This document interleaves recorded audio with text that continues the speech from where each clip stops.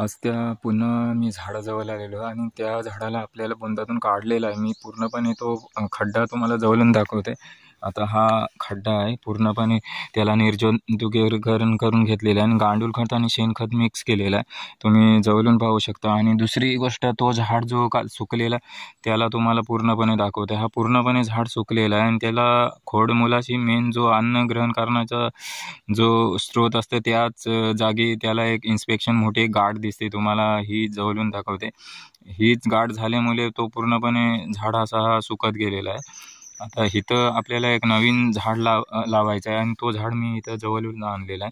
हा पाहू शकता 3 फुटा एक इतकी त्याची हाईट आहे आणि पूर्णपणे हा ग्राफ्टेड झाड आहे. ड्राफिक स्वीटचाच आहे हा सुद्धा झाड आणि त्याला इथं मी आता नव्याने लावणार आहे.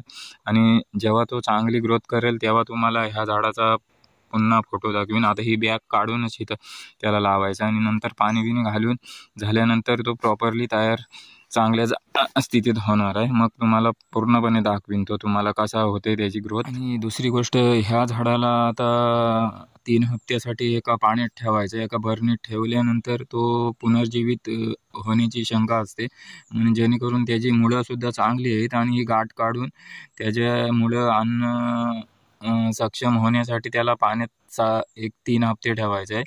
आणि 3 हप्ते ठेवल्यानंतर त्याला चांगली पालवी फुटू शकते. नंतर त्याला दुसऱ्या जागी लावू आपण.